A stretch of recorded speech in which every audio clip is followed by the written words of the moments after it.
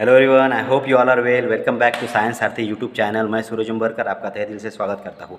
आज जो मैं आपके सामने एक टॉपिक लेके आ रहा हूँ वो एक बहुत इंपॉर्टेंट टॉपिक है और मेरा डेडिकेशन है हमारे देश के फार्मर्स को, क्योंकि ये जो मैं आज एक चीज़ डिस्कस करने जा रहा हूँ उससे क्या हो रहा है कि हमारे जो फार्मर्स होते हैं, ये फार्मर्स बहुत मेहनत कर रहे हैं, दिन रात मेहनत करते हैं, धूप में, ठंडी में, बारिश के दिनों में, लेकिन उनको नेचर की तरफ से बोलो या फिर अपना जो निसर्ग है उसकी तरफ से भी बोलो, जितना चाहे उतना रिटर्न नहीं मिल पा रहा है।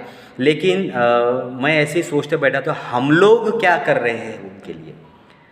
गवर्नमेंट के हिसाब से आंसर दे रही है। देन जो भी उसमें जो भी कुछ ये आते हैं, जो भी उसमें सीढ़ियाँ है, जो भी स्टेप्स है, उनके प्रॉब्लम्स है, वो अपने अपने हिसाब से, जो भी डिपार्टमेंट्स है वो अपने अपने हिसाब से जवाब देके फ्री हो जाते हैं। लेकिन हमारे फार्मर्स के बारे में एक्चुअल में कोई सीखता नहीं। जो भी अच्छी अच्छी स्कीम आती है वो एक्चुअल में इम्प्लीमेंट नहीं हो पाती।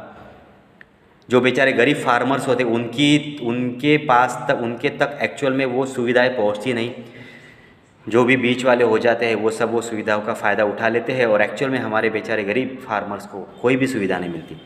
तो ये जो मैं एक टॉपिक डिस्कस कर रहा हूँ आज आप लोगों के साथ, वो एक तरह से एक इम्पॉर्टेंट टॉपिक है। एटलीस्ट इतना तो हम लोग कर सकते हैं दोस्तों, इतना तो हम लोग कर सकते हैं कि ये जो हम लोग हमारे बड़े बड़े शहरों में रिसेप्शन पार्टीज़ अरेंज करते हैं, मैरिजेस अरेंज करते हैं, बड़े बड़े प्रोग्राम हम लोग अरेंज कर सकते हैं।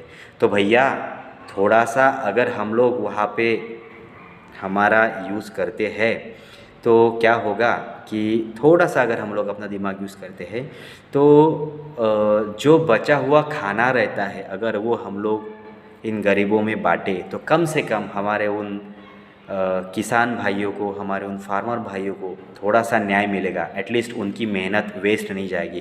क्योंकि जैसे कि हम सब लोग जानते हैं कि ऐसे बड़े बड़े प्रोग्राम के बाद अगर आप लोग देखोगे तो बहुत सारा ढेर सारा खाना जो है वो ऐसे ही रास्तों पे या फिर जो डंपिंग यार्ड होता है वहाँ पे फेंका जाता है। जानवर भी इतना पेट भर के खा लेते हैं, उसके बाद भी वो बच जाता है, तो वो पूरा का पूरा खाना वेस्ट जाता है। उससे पहली बात तो ये होती है कि किसान की मेहनत वेस्ट चली गई।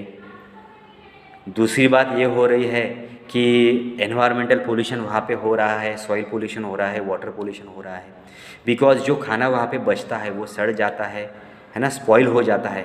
उसमें बहुत से किस्म के अलग अलग तरह के माइक्रो ऑर्गेनिज्म फॉर्म हो जाते हैं जो बहुत हार्मफुल होते हैं। मैगट्स फॉर्म हो जाते हैं, फ्लाइज फॉर्म हो जाते हैं।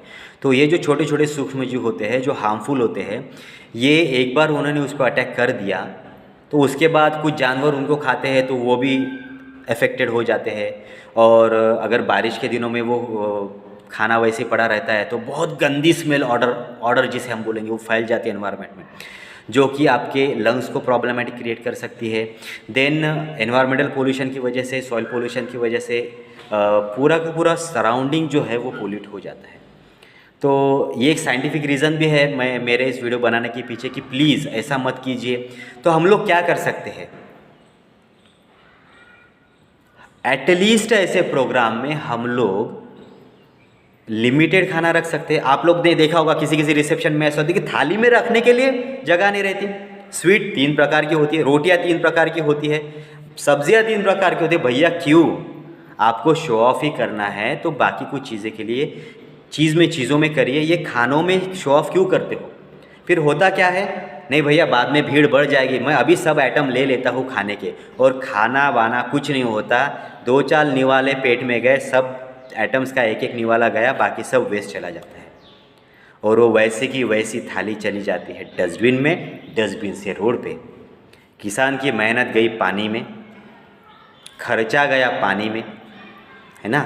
तो यहाँ पे क्या हो रहा है दोस्तों, साइंटिफिकली तो वो बहुत हार्मफुल हो रहा है नेचर के लिए, लेकिन उस किसान भाई के साथ ये बहुत नाइंसाफ़ी हो रही है। तो हम लोग ये कर सकते हैं। मुझे ये एक मेथड बहुत अच्छी लगती है गांव की तरफ से, वो पंगत बिठाते हैं, है ना। तो क्यों, वहाँ पे वो परोसते हैं, जितना चाहिए उतना खाना दो। अभी हाल ही में ये गौरी पूजन अपना संपन्न हुआ है महालक्ष्मी माता जी का, उसमें से एक चीज़ अगर हम लोग लेते हैं, क्या है, ये जो पुराने ट्रेडिशन लगाए गए हैं हमारे पूर्वजों ने, इसके पीछे साइंटिफिक चीज़ें थी। हम लोग इससे कुछ सीखते नहीं। इन्होंने क्या बताया है, हम लोगों को पता है गौरी पूजन में ज़बरदस्ती परोसा नहीं जाता। क्यों नहीं भाई, गौरी जी का प्रसाद है, महालक्ष्मी का प्रसाद है, इसे वेस्ट नहीं जाना चाहिए। ये बहुत अच्छी चीज़ बताई है हमारे पूर्वजों ने, इसे फॉलो करनी चाहिए। नहीं तो आप लोग देखते हो कि फंक्शन में नहीं नहीं लो, आप एक लो मैं एक लेता, आप एक रोटी लो मैं एक रोटी लेता, और फिर वो वेस्ट चला जाता है। हेल्थ के इशू तो होती है, एनवायरमेंटल इशू होते हैं, खाना वेस्ट चला जाता है। अरे यार, उसमें 2 लोगों का बचा हुआ जो रिसेप्शन का खाना रहता है, उसमें एक गरीब का परिवार का पेट भर सकता है। अंडरस्टूड? समझ में आ रही है बात आप लोगों की? आप लोग ये ऑब्जर्व कीजिए, एक्सपीरियंस कीजिए। मैं साइंस टीचर हूँ, मैं ये चीज़ें ऑब्जर्व करता हूँ, इसलिए आपको बोल रहा हूँ। मुझे बिल्कुल पसंद नहीं वो जबरन किसी को परोसना, नहीं नहीं लो, नहीं नहीं लो। अरे क्यों भाई, उसका पेट है, वो खाएगा, शर्मा थोड़ी रहा है। आप उसको जबरन परोस देते हो, और वो जो रहता है वेस्ट जो जाता है, जो बचा हुआ रहता है, वो वेस्ट चला जाता है। तो ये मेरे आप सब लोगों के दरख्वास्त है कि हमारे किसान भाइयों के साथ भी इंसाफ वहाँ पे होना चाहिए। अब हमारे नेचर के साथ भी इंसाफ होना चाहिए, और उस खाने के साथ भी इंसाफ होना चाहिए जो उस किसान भाई ने बहुत मेहनत से उगाया है।